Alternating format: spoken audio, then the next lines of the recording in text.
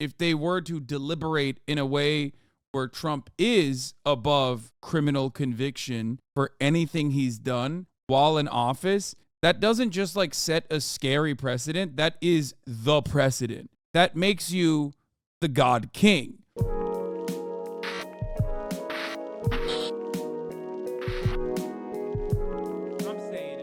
All right, let's hear from the Eagle team, okay? When I have legal questions, okay, we have law tip givers and law understanders in the chat, plenty of pre-law, plenty of 2L, 3L, but also even like actual bar passing ass labor lawyers and the like in this community. But you know what we don't have? LegalEagle. So that's what I want to hear. I want to hear what he has to say in front of the Supreme Court at some point. But SCOTUS may decide this sooner rather than later, and that's good news for some and bad news for others.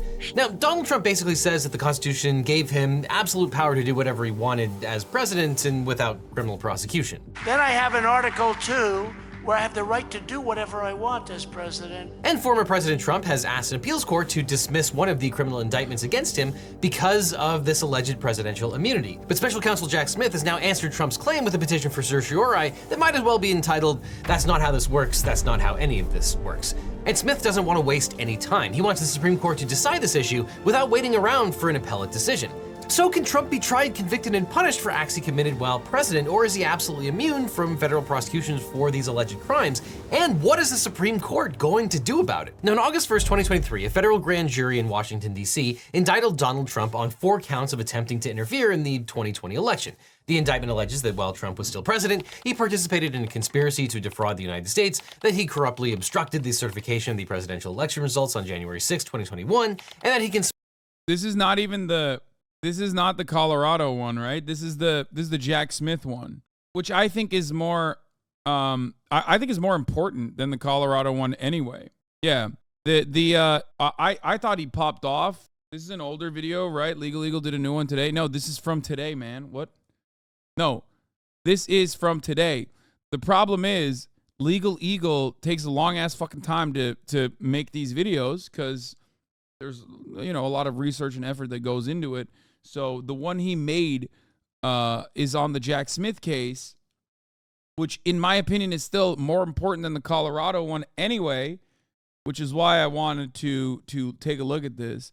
I did think originally that this was the Colorado one, however, but I don't think this is it. Hawaii plans? Paper Nicole Piker? What is Hawaii plans? Fuck is Hawaii? Why are you fucking asking this over and over again? Where do you find your vacation homes? Christmas in Hawaii? Christmas in Hawaii? Christmas in Hawaii? Christmas plans? Christmas plans? Christmas plans in Hawaii? Christmas plans in Hawaii? Hawaii? Hawaii? Hawaii? Hawaii plans? Hawaii plans? Hawaii plans? Are you okay? No. Do you want me to go to Hawaii for Christmas? What's happening? What's going to happen in Hawaii on Christmas? Are you going to kill me? What is happening? Do you think I have a vacation home in Hawaii or something? What's happening? I am not going to be in Hawaii. I've never been to Hawaii and I don't plan on going anytime soon. Okay, we're going to get back to the Eagle team. Not just any legal team, but the Eagle team.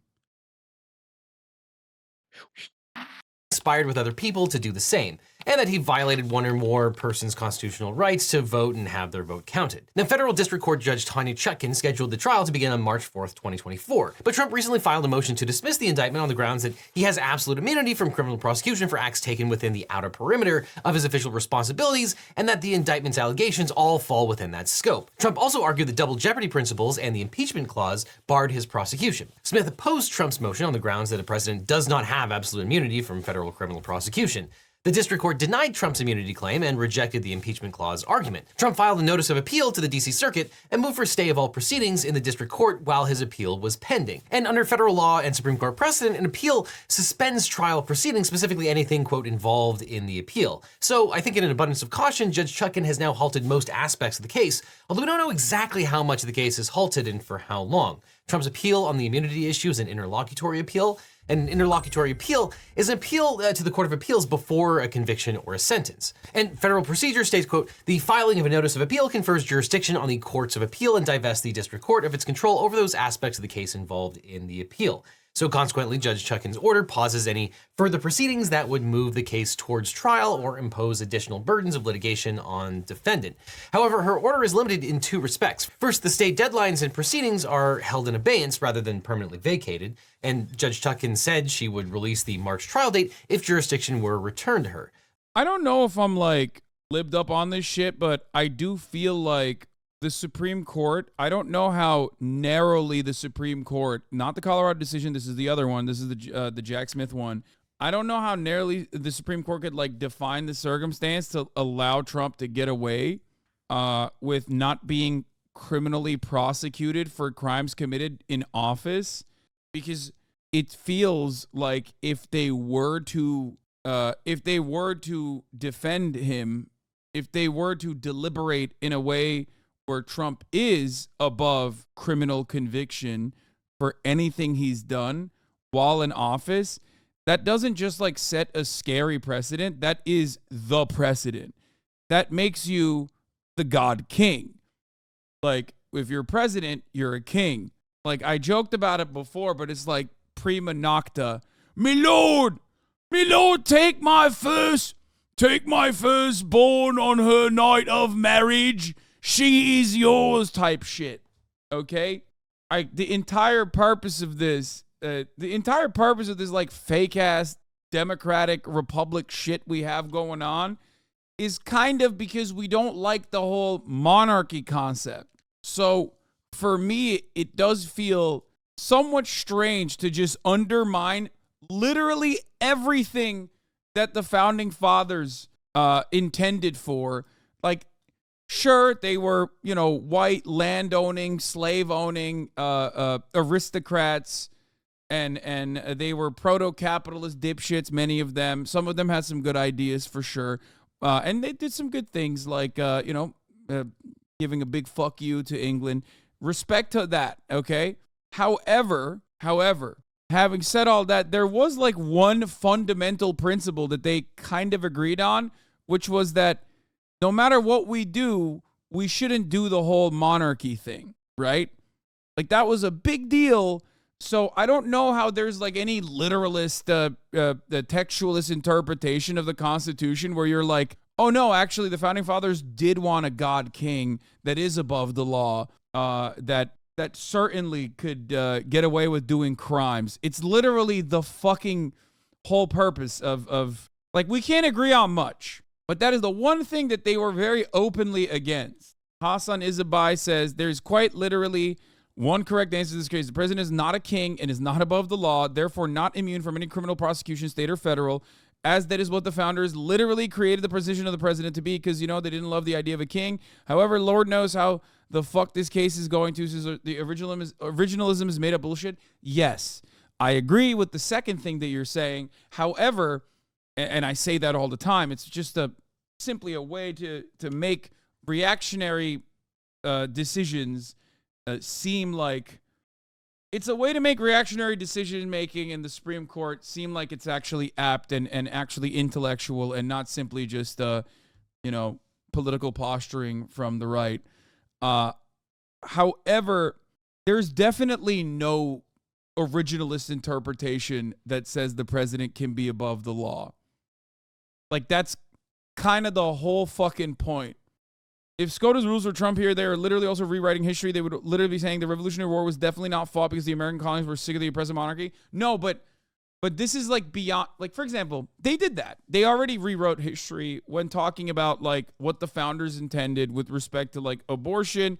Obviously, it didn't play a role in their, I guess, constitutional interpretation, constitutional law interpretation, but there was a lot of padding and there was a lot of massaging of the truth about what the founders thought about abortion, for example, even though they were pretty positive on it or didn't talk about it at all, right? So at the time, it was not even a question that like abortion was a common procedure that that people engaged in.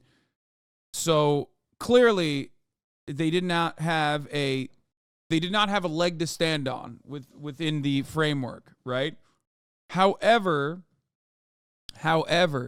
having said that, as far as like rewriting the entire reason why the United States of America exists, that I feel like is a relatively big fuck you.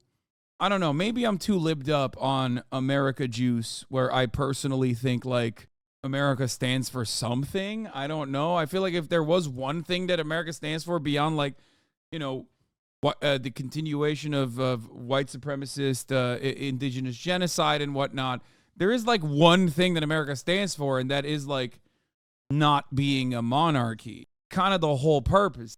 So I don't know. Second, the court's other protective measures are not in abeyance, which means that Trump still has to follow his pretrial release conditions and the judge's gag orders. The judge also said her protective orders guiding discovery and jury procedures are still active, and it's theoretically possible the entire criminal process. Yes, you're right, Chatter. You said, you always say Americans are overly vibes-based. This would go against the vibes too much. Yeah. Abortion definitely went against the vibes and definitely wasn't great. And definitely, you know, there was a lot of backlash from that.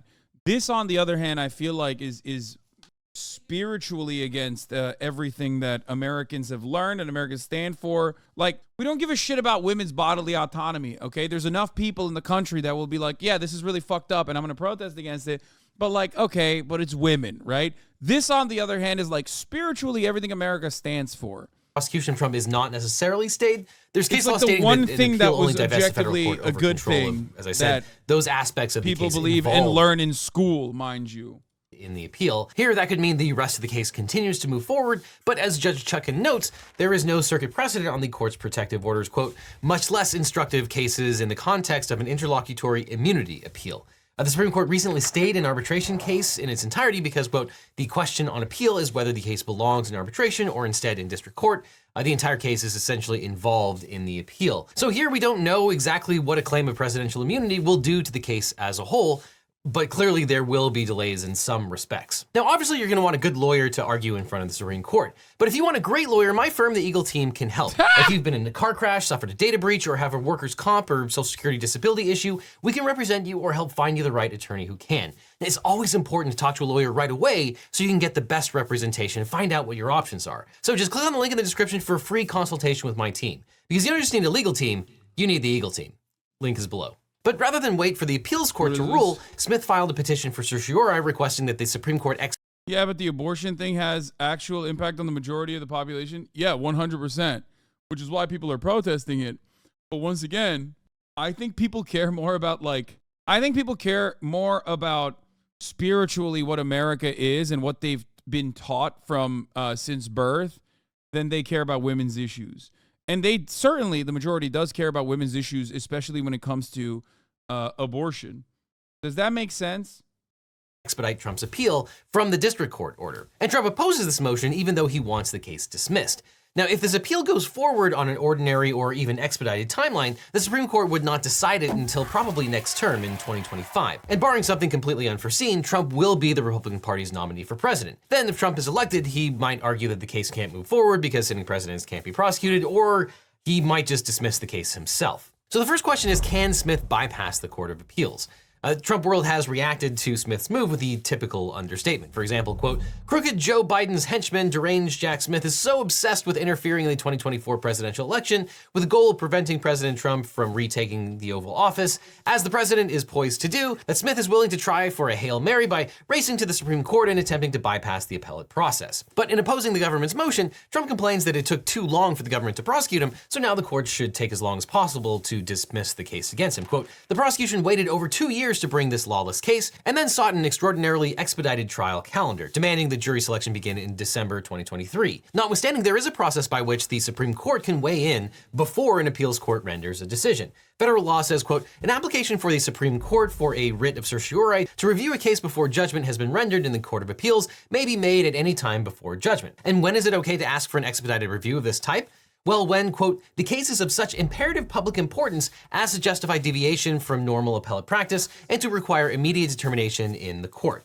And rather than being a liberal conspiracy, it's a process by which the Supreme Court can issue a decision without having to wait for the lower court of appeals, often when things are incredibly important for the country, and also when it doesn't make any sense to wait for the Court of Appeals if the Supreme Court is going to have the final word on the decision anyway. Smith argues that this is obviously a case of imperative public importance. The amenability to criminal prosecution of a former president of the United States for conduct undertaken during his presidency. It requires no extended discussion to confirm that this case, involving charges that respondents sought to thwart the peaceful transfer of power through violations of federal criminal law, is at the apex of public importance. The charges implicate a central tenet of our democracy. And there is some precedent to support the idea of the court acting quickly to resolve a claim of presidential immunity. As the government wrote in its briefing, quote, when the government sought certiorari before judgment in the United States versus Nixon, a case presenting similarly consequential issues of presidential privilege, the court granted the petition and resolved the constitutional question expeditiously so that the trial could begin as scheduled. And in the Nixon case, the court granted cert and issued an opinion just 16 days later, in part so that one of the Watergate criminal trials could proceed. Smith argues that, quote, this is a quintessential example of an important question of federal law that has not been, but should be settled by this court. And the Supreme Court has never directly addressed criminal immunity, even though it comes up every time a sitting president orchestrates a burglary, has sex with an intern, or tries to overthrow the elected government. And Trump's lawyers responded by accusing Jack Smith of trying to cancel Christmas and scolding the special counsel for trying to make the court staff miserable during the holidays. That's not a joke. That's actually what they wrote in their briefing. Quote, That's God, they are, bro, Trump's fucking legal team is insane. It is literally the clown show. It is a clown fiesta. How the fuck? Did he actually run out of lawyers? Like, what the fuck is happening? What a defense, dude. quote, it's as if the special counsel growled with his Grinch fingers nervously drumming. I must find some way to keep Christmas from coming, but how? Now, that's probably not what I would write in my own Supreme Court briefing, but you gotta hand it to him. It's memorable, at least. And Trump argues that the March 2024 trial date itself is unconstitutional and that the public interest weighs strongly against the request for This is like some bird law shit, brother. This is literally fucking... Better Call Saul has destroyed an entire generation, okay?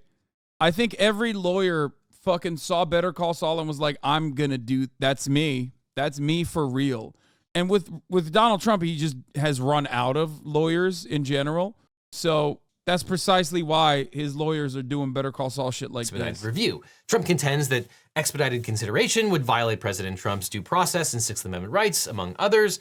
And he argues that it would deprive him of the time necessary to prepare his defense, since the case includes 11.5 million pages of discovery. Though this does ignore an important fact, which is that the immunity issue is largely a matter of law, not fact. And if the Supreme Court agrees with Trump that he is immune from prosecution, then there's no need to read the 11.5 million pages of documents because the case would be over. And the Supreme Court quickly agreed to expedite consideration of Smith's petition. Now, this is not the same thing as agreeing to decide the case before the appeals court makes a decision. This is a decision to decide whether to decide that case up front.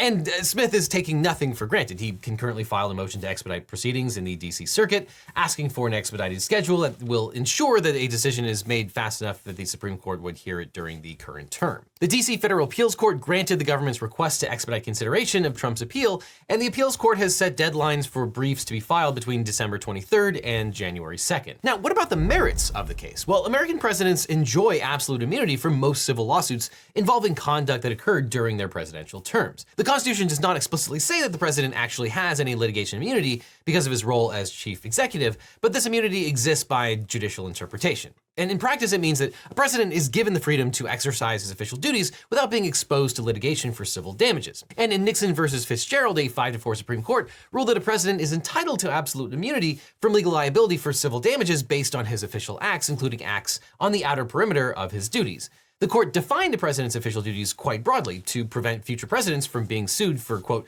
virtually every allegation that an action was unlawful or was taken for a forbidden purpose.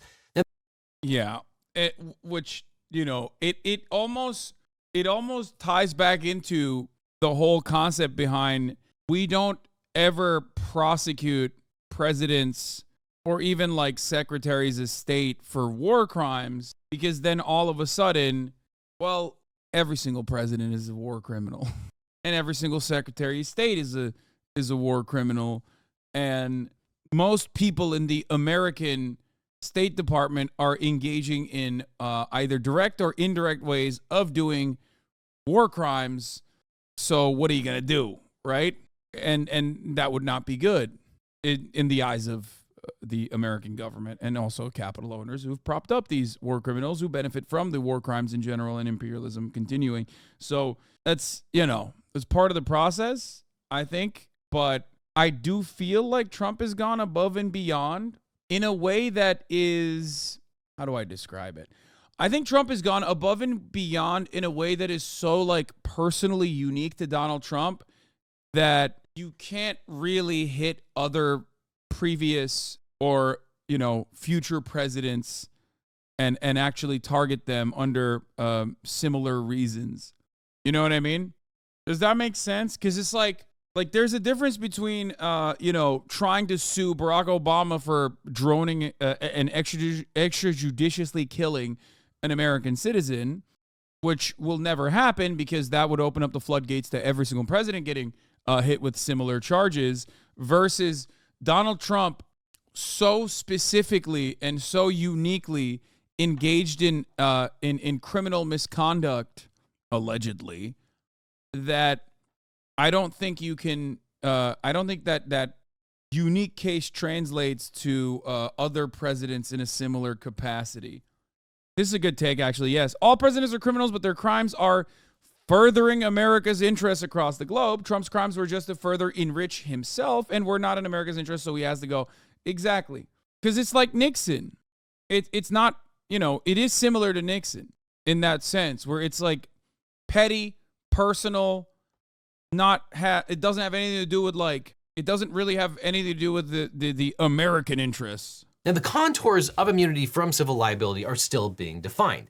In Clinton versus Jones, the Supreme Court gave Paula Jones the green light to sue Bill Clinton for sexual harassment that happened before he was president. And when E. Jean Carroll sued Trump for defamation after he said that she lied about sexual assault, he asserted that he had immunity because he called her a liar while he was president and his statements were included in the outer perimeter of his official duties. But last week, the Second Circuit Court of Appeals— I do love that. He was like, yeah, I was telling her that she was a liar presidently. I don't think you understand. I was doing this because I had to do it in a presidential way, okay? When I serve you the top of the hour ad breaks, I'm doing it in a presidential manner, okay? It's not just like any regular old top of the hour ad break. I'm serving it to you in a way that is a part of my duties. Here's a 3-minute ad break now, but in a presidential manner. Ruled that Trump waived immunity, the first time a court has held that presidential immunity was waivable. And Trump also raised immunity as defense to lawsuits filed by Capitol Police officers and members of Congress who assert that Trump incited a riot on January 6th, but a 3-judge panel of the DC Circuit rejected this claim. The court held that Trump's remarks on that day were not necessarily within the outer perimeter of his official acts. It's possible that they were, and it's possible— Okay, but he's winning in the polls and kicking our ass currently. The voters don't feel this way, so it doesn't matter. Trump isn't going anywhere. Okay, so a couple things. First and foremost, I know I haven't really talked about the polls and stuff all that much, but something you have to remember is that we are still very far out from the election, okay? We are still very far out. We're still very far out from the election, and things can change, okay? It doesn't seem good, and it certainly is not good, but there's still a lot of time. Now, does that mean Biden is somehow going to become more telegenic and more kinetic and more youthful in the next year? No, because his race is not against Donald Trump. His race is against Father Time. And Father Time always wins, okay? His race is against the Grim Reaper, motherfucker. And honestly, doesn't matter. He's always trekking towards that goal. So time is actually not a good thing for Biden. Having said that, however, who knows? Who knows what happens in a year? It should never be this close, but it is regardless. It's just where we're at. Nice one, Hasan Sanctimonious. That's a terrible dude. That's worse than Donald Trump calling Ron DeSanctimonious. That shit does not hit at all. Well, that they weren't. That will have to be decided at trial. And when he acts outside of the functions of his office, he does not continue to enjoy immunity from damages liability just because he happens to be president.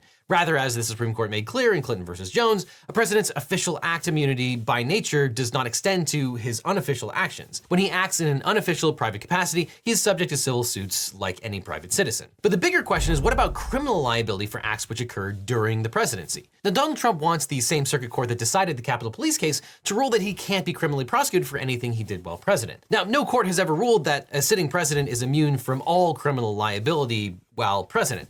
However, Trump is arguing a school of thought known as the unitary executive theory. And this theory was largely developed by Antonin Scalia while he served in the Nixon administration. Now, according to this theory, every power not expressly granted to the judiciary or the legislature is given to the president as part of his duties to faithfully execute the law. And it postulates that the entire federal government serves at the command of the president, and neither Congress nor the courts have a right to check the president's orders. And there are some scholars that extend the unitary executive theory to make the president immune from criminal prosecution. However, there have been some roadblocks to this idea. For example, in 2020, the Supreme Court ruled against Trump's version of the unitary executive theory in a case where he challenged New York's right to subpoena his business records for alleged financial crimes. In Trump versus Vance, the court rejected the proposition that a sitting president can use his powers under Article 2 of the Constitution to assert immunity from criminal investigation. Then in Trump versus Mazars, the Supreme Court ruled that the president wasn't immune from congressional subpoenas.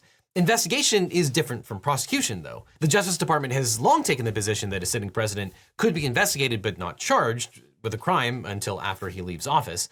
This is why Robert Mueller's team prosecuted Trump's associates but did not charge Trump with crimes, though the Justice Department's reasoning doesn't have the force of law and the analysis is a bit shaky. However, even the DOJ agrees that a president can be prosecuted after his term ends. But former President Trump has gone a step further in asserting that a former president can never face criminal prosecution for acts that they did while president unless they were impeached and convicted in Congress. Now, Judge Chutkan has rejected this out of hand. Quote, "The Constitution's text, structure, and history do not support that contention. No court or any other branch of government has ever accepted it, and this court will not so hold. Whatever immunities a sitting president may enjoy, the United States has only one chief executive at a time, and that position does not confer a lifelong get-out-of-jail-free pass. Former presidents enjoy no special conditions on their federal criminal liability. Defendant may be subject to federal investigation, indictment, prosecution, conviction, and punishment for any criminal acts undertaken while in office." And in Nixon versus Fitzgerald, the Supreme Court previously affirmed that there is no provision in the Constitution conferring criminal immunity. And this is also pretty funny because, like, in the eyes of Americans, like, this type of shit is exactly like what we say China is doing, or what we say like any of our foreign adversaries are doing. You know what I mean? Like, this is exactly what that type of shit is, right? Like, I don't know what the legal process for the fucking supreme leader is in any of these other countries, okay? And whether they're like allowed to be charged or anything like that. I'm sure that's very difficult, right? To hit Xi Jinping with any kind of like serious criminal charges. I don't know. Maybe there is some rules or whatever. I don't know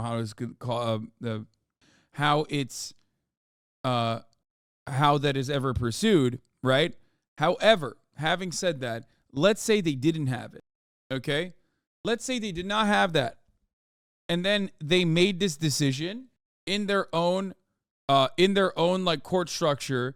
Let's say in the past you could actually criminally prosecute previous leaders, and now Xi Jinping has made a decision to actively undermine that.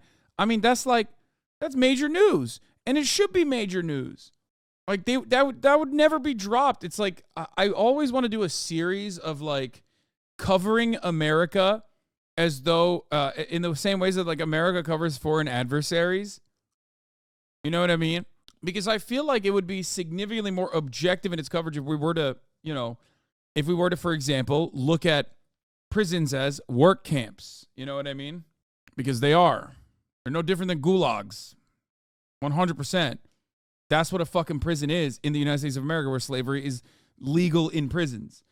Or, the nine appointed lifetime position individuals have the capacity to offer, or that were appointed by the former leader of the country, the former supreme leader, Donald Trump, and the 3 appointees, including the rest of the, including the creating a super majority of right-wing reactionary decision makers, have decided that the former supreme leader actually has God King infinite powers over the criminal justice system and cannot ever be prosecuted for crimes committed while they are in the supreme leader position.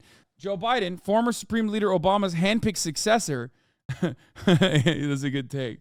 Joe Biden, former Supreme Leader Obama's handpicked successor, has criticized the decision made by the 9 appointed, lifetime court-appointed justices.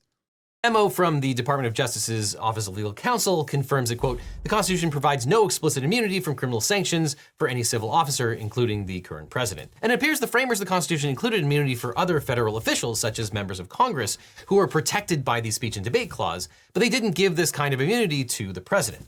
And as for Trump's assertion that the impeachment judgment clause grants him immunity, this clause says, quote, judgment in cases of impeachment shall not extend further than to removal from office and disqualification to hold and enjoy any office of honor, trust, or profit under the United States, but the party convicted shall nevertheless be liable and subject to indictment, trial, judgment, and punishment according to law. Now, Trump says this means that he can't be indicted, convicted, or punished unless the Senate convicted him at his impeachment trial. Judge Chutkan so far has said that the first part of the clause was meant to distinguish the presidency from British tradition, in which an impeachment conviction could result in additional penalties like fines and even execution. And the second part of the impeachment clause that says the party convicted shall nevertheless be liable and subject to indictment, trial, judgment, and punishment according to law, Judge Chutkan concluded that this means that further punishment by the courts is possible. Trump argues that it's only possible if the president is in fact convicted during impeachment. And while Trump's argument already has traction with Justice Alito, who discussed it in a dissent in Trump versus Vance, Judge Chutkan wrote that even if Trump's interpretation was valid, it would only protect the president while he was in office, which has been the OLC's position since the Nixon era. And Trump's argument would undermine accountability for other law-breaking officials because it would, quote, apply not only to the president, but also the vice president and all civil officers of the United States who may likewise be impeached. And the order discusses the history of criminality by executive officials. Vice President Aaron Burr was indicted even though his impeachment trial did not end in conviction. Vice President Spiro Agnew was indicted despite not being impeached and eventually resigning and entering a no contest plea. And in one of the more ridiculous incidences in presidential history, this is the speed ticket, isn't President it? Grant was cited for reckless driving of horses. Yeah. And then the next day he did it again. An officer arrested and fined Grant, but Grant did not argue that he was immune from prosecution. Prior cases deciding issues of presidential immunity address the Article 2 interests of the presidency. For example, It's pretty fire.